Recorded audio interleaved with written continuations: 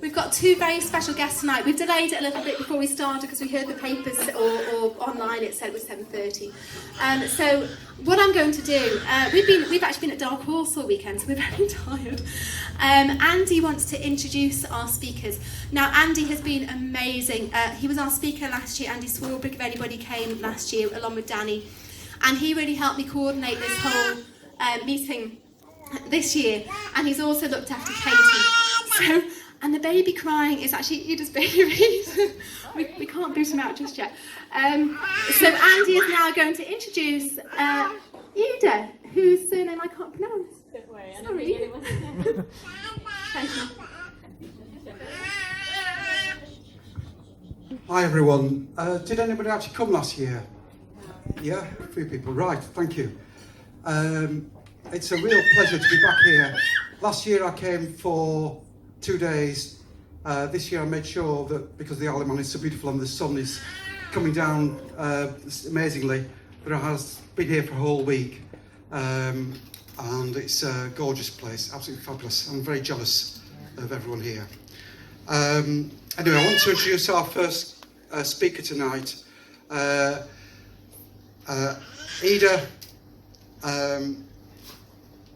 I met round about 2 years ago, and on this journey that I've been on of mending my body, when I saw Ida, I thought, I want to look that good.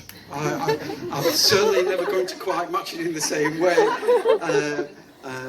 Being Swedish, very good reputation, and she embodies all that. But the way her skin glistened was an inspiration to me that not only could the journey that I started continue and I would look healthier, hopefully, but also my arthritis problems would go away. It achieved something today personally. We went up, how is it pronounced? Mackled head, and went up twice. 6 months ago I would have struggled doing that. We went up and we came down, and it's a fairly steep climb, as many of you will know, and that was just another step on my journey towards healing. Anyway, I'm now going to hand over to Ida to give her presentation. Thank you.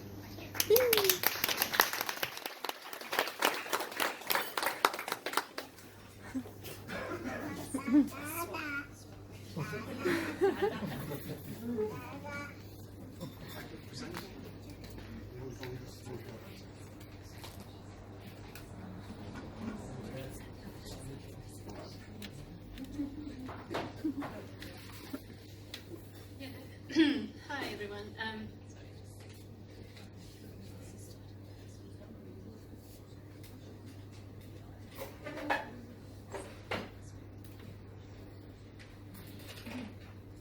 Okay. Just give me a shout.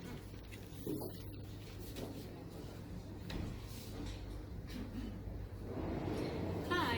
Yeah. So my name is Ida van der Knuffel, and 3 years ago, I was diagnosed with inflammatory arthritis. A bit closer. Can you guys hear me? Okay. So just over 3 years ago, I was diagnosed with inflammatory arthritis, something that I have been able to reverse through a plant-based diet on the Paddison Program. For me, it all started in August 2014. I was up running one day, and suddenly the back of my left knee started feeling really awkward. I had to slow down and make my way home, and I tried to kind of take it a bit easy for a few days, but it just kept, actually it just started swelling up, feeling quite painful, and so I went to see the doctor, and they told me to rest for a month. Now, I don't know if you guys have ever been to London, but that is not a city of rest. There are stairs everywhere in the underground. If you're working, especially, you're always in a hurry. Somehow you're always late if you live in London, basically. My knee just kept getting worse and worse. I mean, I tried to rest for a month as well as I could, but the knee started swelling up. It was quite impressive at some stage. I couldn't bend it enough to walk down the stairs. I had to, for about a year, walk down with my left leg first. Makes you very popular in the underground at rush hour, I'll tell you that. Yeah. Okay, thank you. Yes. Now, just to give you guys a little bit of my background, I mean, growing up, I loved horse riding. I was always at the stable. I was working or riding. I was cycling everywhere to kind of get places. My mom did say that I was allergic to dairy until about the age of 2, so I was given soy milk during that time. Then after that, I did start having dairy, you know, cheese and yogurt and all kinds of things, just like everybody else. My diet, I would say, looked pretty much like everyone else's I know. I would have either meat or fish or eggs or dairy with every single meal, pretty much. You know, you go and have some sushi or avocado chicken sandwich for lunch, or maybe a pasta salad with some mozzarella. Nothing kind of major there. We lived in London, so we would go out for dinner maybe once or twice a week, I guess. I'd never really restrict myself, so we'd probably have pizza or a hamburger or go to one of those flame grilled chicken places, so there wouldn't be anything kind of unusual, I think, about my diet. I also loved cooking, so I cooked most of the things from scratch. I would use coconut oil or olive oil because I knew of all the health benefits that I had been told. Yeah, so I kind of followed what I thought was a pretty healthy diet with the kind of occasional treats. So during this time, my knee then, it just kept getting worse and worse, and I saw a few more doctors. I saw an osteopath, I saw a homeopath, I saw a few acupuncturists, I saw a few physiotherapists, and everybody had all these wonderful suggestions for me, you know, little pills or great exercise regimes that I could follow, and I looked like a pincushion at a couple of occasions, needles all over that were going to work their magic. Nothing made any difference, and my knee just kept getting worse, and no one was able to tell me what the problem was. Now, I can kind of see the correlation between the pain level and the food that I was eating. Now that I look back, at the time it didn't make any sense to me, because it always seemed to be a little bit worse at these lovely special occasions. So I do remember this one time I went to a friend's baby's christening, and we had, you know, the usual kind of processed meat treats and things, and we had some cream-filled cake for dessert, and my husband and I were then walking home from there, about a 10-minute walk over in London, and the pain was just excruciating. I mean, there was like a clicking to the knee, it was so swollen, it was so uncomfortable, I didn't know whether I would be able to make it across the road before that little green man turned into a red man. It was just super random. And then we went to another friend's wedding a few months later, and it was a place down in South Africa, actually. So there were these, you know, gorgeous steaks on the table, and we had a lot of that, and dessert and cheese and all kinds of things, I'm sure. And after the dinner, everybody got up to get onto the dance floor. All the grannies and all the grandpas, except for me, because I was still stuck in my chair and pretty much could not get up because my knee was so painful. And I was trying to hide my tears at the time, because it's a lovely occasion. You don't want anyone to see that you're upset. But I just could not figure out how, at the age of 33, I could not get onto the dance floor together with everybody else. After about 6 months after this whole thing started, 6 months after that, I was actually referred to the rheumatology department by my physiotherapist. They ran their tests, and they told me that I had something called ANA positive oligoarthritis. And you guys thought my surname was a mouthful. I was pleased, actually, to finally get a diagnosis and hear, okay, you know, they know what it is. So I asked my rheumatologist, how long is it going to take for me before I'm well again? How long do I have to be on the medication? And she totally rained on my parade, and she said, this is a chronic disease, you will be on medication for the rest of your life.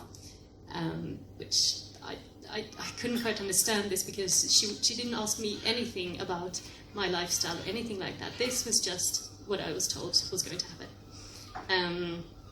So because my husband and I were about to get married just around this time, we were hoping to start a family soon. I was also, first of all was given 2 options for drugs that were kind of deemed safe during pregnancy. And I was also told that during any pregnancies, I would need to be under the special care of a specific, rheumatology department, where they would be assessing, kind of monitoring me, the baby, and the drugs.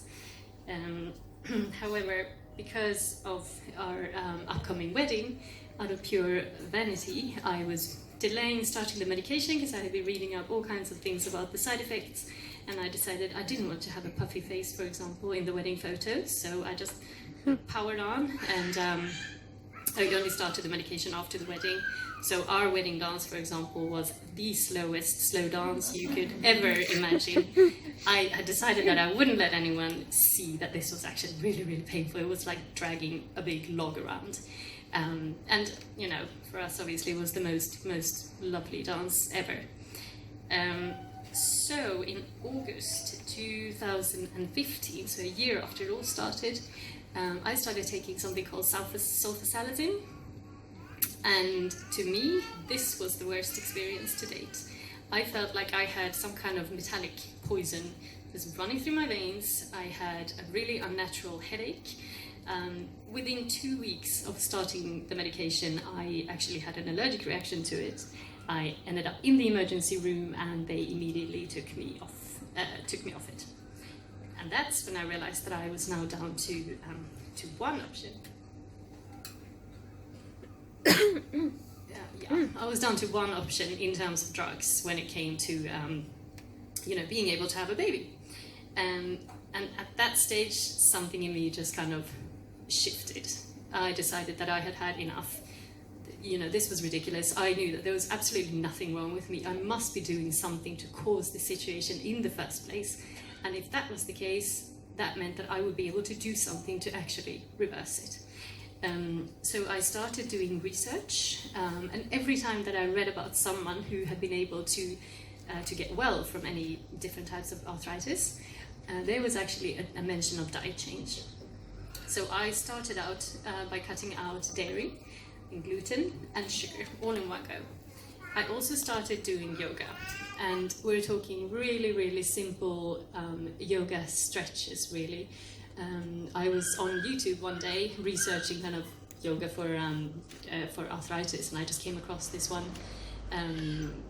video where they showed a few things that you could do, and I remember that I followed that for a little while, and suddenly I was actually in the middle of a sequence. I realized I needed to get something from downstairs. I'd probably been doing this yoga for about 10 minutes, so I walked downstairs.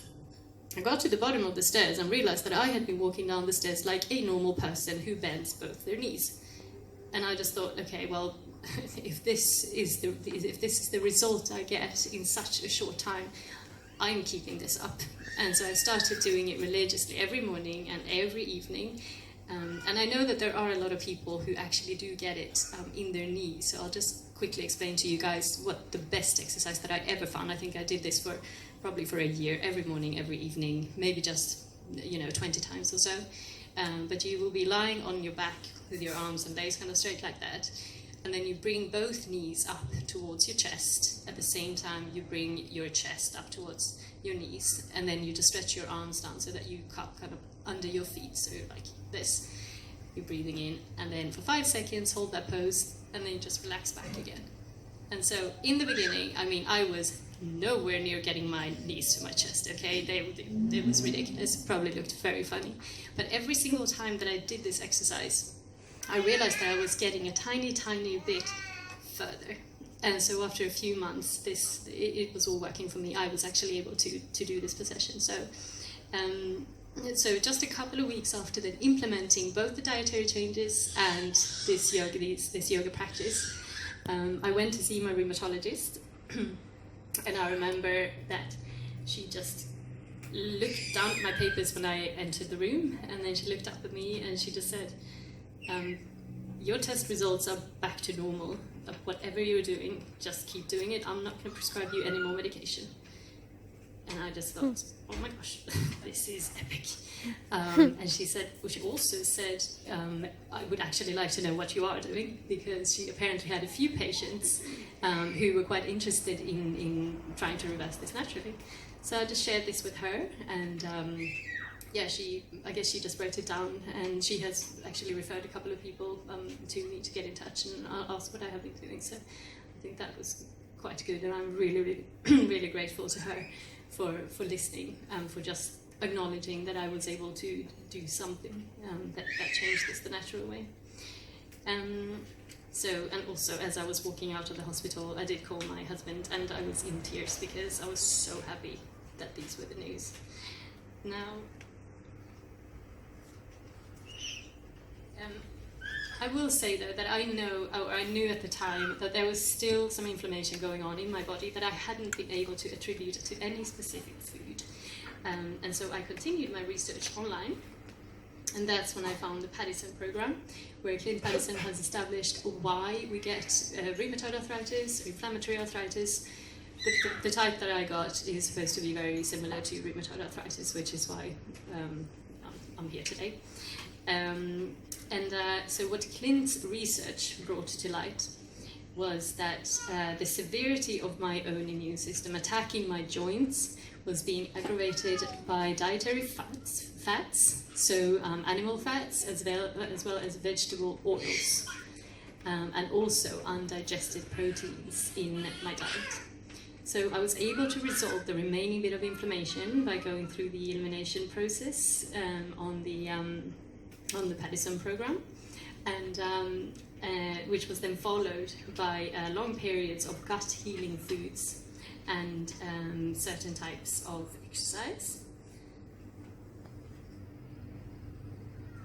And I think that one of the most helpful things on the Paddison Program that I have found is, first of all, the support and the kind of positivity that you get if you're part of the Paddison Forum. I mean, you're talking to people. You're running your own journal if you want to do that. You're talking to people who are going through exactly the same thing as you are. Whenever something came up that I just couldn't figure out, I would write it down, and someone else would go, oh yeah, no, that totally happened to me 5 months ago. I did this and this. I'd be like, okay, cool. And then I just kind of tried the same thing, and it worked. Sometimes it worked, sometimes it didn't work. But then I would just try something new. And because I think I was also taught to kind of acknowledge the things that happen to you. You acknowledge them, and you kind of learn from that. But you don't really stop and kind of obsess about it and worry too much. You take it in your stride. You continue on. That's what worked for me.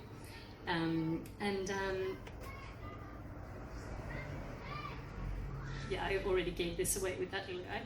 But just over a year after I joined the Paddison Program, my husband and I kind of assessed my progress, and we decided that it was where we wanted it to be in order to have a baby.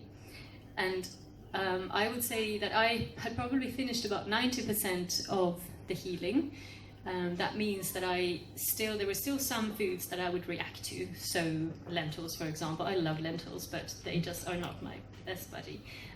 Whenever I have them, I will find that I have a kind of a slight swelling in the finger, and that then disappears after a few hours. But this is the thing, now I'm able to see the correlation. I'm able to understand why my body is having a flare.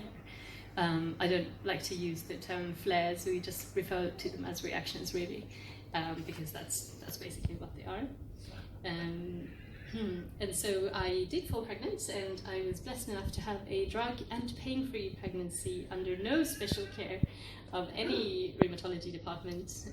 I did actually email my rheumatologist when I found out that I was expecting, and all she said was, congratulations, and do you remember to keep an eye on your vitamin D levels? To get that kind of a response, a year and a half before, that would have been unimaginable. So yeah, that was great. Now during my pregnancy, I felt so amazing. I had loads of energy. I was reading about all these kind of ailments, but I didn't have any kind of indigestion or swollen ankles or anything like that. And I really do attribute that to all these amazing plants that I was having. They were so nourishing and kind on the system. And I was also I also every time that I was kind of second guessing myself, you know, am I getting enough iron? Am I getting enough calcium? I would kind of refer to Melissa Paddison's, Clint's wife, Melissa Paddison, her glowing and showing book on a plant-based pregnancy, where she has different kind of chapters and things talking about all these different parts which people might be worried about. Am I missing out? Is my baby going to miss out on certain things? And she's so positive about the upsides of this lifestyle. She talks really matter-of-factly about, you know, the problems that you might have, nausea, how do you deal with that, and so on. And I also did something called hypnobirthing for the birth, which just means that you're basically working together with your body, and you're breathing through all these contractions and things, surges. Because for me, this resonated so well with understanding why the body gives you certain signals, which is what I have learned through the Paddison Program. And as a result, I was able to have an amazing, kind of enjoyable natural birth of this little chap as well. And that was on the 1st of August last year. So I cannot believe it's actually coming up to a year now. Now, because I was on no drugs, I have also been able to breastfeed him throughout, which I know that is not something everybody is able to do. So I've been really, really grateful for that. And you've seen him. He is now having some solid foods, and he's still plant-based. He loves drinking my green smoothies mainly. I have to kind of take the straw away from him because he just would finish it pretty much if I let him. And his little feet start running on the spot as soon as he sees a plate of food every single time. He loves things like asparagus and sweet potato, just like me, I guess. They do say that whatever the mom eats through the pregnancy will probably resonate with the baby.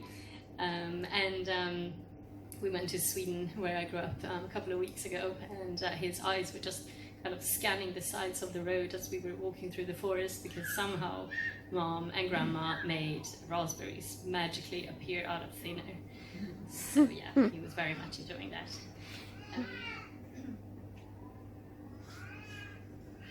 Now, you've seen some of those papers that I put on the tables. I forgot to put my contact details on. If you look up A Kitchen Fairy Tale on Facebook, or mainly on Instagram, if you are interested in any kind of inspiration when it comes to food, that's where you will see me posting pretty much every day. But the thing is that I never thought that the worst thing that ever happened to me could somehow become one of the best things that ever happened to me. I have always loved cooking ever since I was 9 years old, and I made spaghetti with a tomato sauce for my family every night, 3 weeks in a row. When I then realized that I would be having to go plant-based, which I knew absolutely nothing about, I decided that I never wanted to feel like I was missing out on delicious foods. So I set out to kind of test and develop all these lovely recipes that were humble enough to keep the inflammation down, but would still taste delicious. And my family and friends, when they tried the foods, they really enjoyed them, and they saw how well I was doing. So they started asking me for recipe ideas, and basically my plant-based no-oil cookbook will be published on the 18th of October 2018. I also put the wrong date on there. And it contains everything from the most humble recipes for anyone who has kind of gone a little bit further onto the Paddison Program, but it also contains recipes for anyone who's just looking to try plant-based cooking. It's called A Kitchen Fairy Tale, and so she lived happily ever after, kind of thing. And now, in my book, I have also included my story, because when I started feeling better on the Paddison Program, I promised myself that I would do whatever I can to make sure that when people walk into that rheumatologist office one day in the future, they will actually be given two options. And one is to take the prescribed medication and be on their merry way, and the other one is to give the Paddison Program a go. It could even be alongside the medication, and then to see if they can heal their body naturally. Because for me, having the knowledge what is happening in your body is so empowering, and I really just want to kind of share the word, spread the word, make sure that people will know that this is actually an option, and it's working for so many.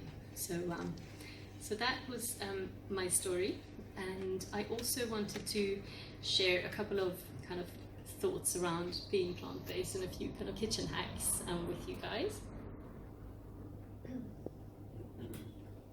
There's basically just a lot of food on there at the moment because there's so much you can cook. But I know that it can feel really overwhelming to make such a radical change, because not only are you removing animals from your plate alongside their milk, but you're also learning to cook without oils. I'm not going to go into the kind of why oils should not be labeled a health food, because there are plenty of YouTube videos on that you can find if you can Google Dr. Clapper olive oil, for example, or Dr. McDougall, same thing there, and they have some really good kind of scientific information behind it as well. But obviously, putting this into practice, you're standing in your kitchen and let's say you're gonna oven roast something. I would say that there are a few things you need. And well, the most important thing is to just fill your kitchen with all these fresh fruits and berries and vegetables, so that you always have something. You know, it's easy not to succeed if you don't have the food around, pretty much, and then you just grab something that won't make you feel awesome. So just fill your kitchen with all these foods. And I've never been a person who can just live on a salad for lunch. I need something super substantial. So you get your brown rice going, and sweet potatoes, white potatoes. You have all kinds of brown rice pasta, all these foods that just give you so much energy. And then you make sure you have beans and lentils. You can have nuts around the house, all of this. And there's so much that you can make with that. So let's say that you're putting something in the oven and you're thinking, okay, well, this is what am I doing? There is no olive oil around here. So all you do is you just put your non-stick baking paper. That's something you always want to have at home. Non-stick baking paper into an oven-proof dish. Put your chopped veggies on there. Get a sprinkling of water going, because cooking with water it's just the best. You add a bit of your seasoning. Make sure everything is coated. Then you keep an eye on it. You might need to cook it on a slightly lower heat. Keep an eye on it. If it looks a little bit dry, you can move it around with a spatula, add a bit more water if necessary. I do this all the time with oven roasted potatoes, for example, and people are absolutely loving them, so you're not missing out there. And then, for example, if you are making a stir fry, you always want to make sure that you have a good non-stick ceramic wok or pan in your house, frying pan. And all you do is you just heat up the pan, you add a bit of water, and then you get your flavors going. So get your minced garlic in there, chopped chilies or chopped ginger, put all the veggies in there, coat everything with the water, add more water. If it's starting to look dry, add more water. You can get some tamari sauce, which is a gluten-free soy sauce. Make sure that you get that onto everything, maybe a squeeze of lime or lemon, and then you just cook that for a couple of minutes to retain the crunch, retain the nutrients, and serve it with rice. I mean, I don't know anyone who hasn't kind of loved that around our house. And and finally, I know that salad dressings are obviously something that you're so used to using oil with, but there is something called apple cider vinegar, for example, which is always a winner. It comes with amazing health benefits, but it also tastes amazing. So you can, for example, squeeze in half an orange to get some orange juice going in there. If you add maybe some pressed garlic, you can have that immediately, or if you put it in the fridge, it'll infuse beautifully overnight over the next 2-3 days, for example, and you just have that, and it's absolutely delicious. Get some herbs in as well. So I think those are probably the most important things, and you also want to think about the things that you can have rather than thinking about the things that you can't have, because there is just so much amazing food out there, and it's really easy to cook. So there was no oil plant-based cookbook around, which is why I basically decided to write this one. So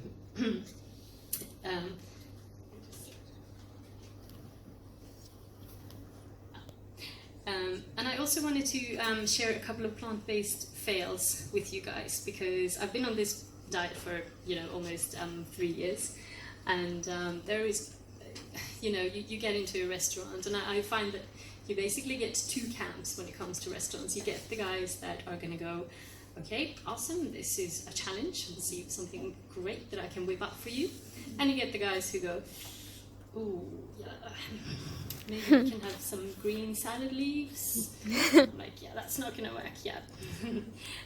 So what I have found is that there have been just a very few times. I think a couple of times only that I've actually had to just leave the restaurant and go somewhere else, and it's always been a really good solution.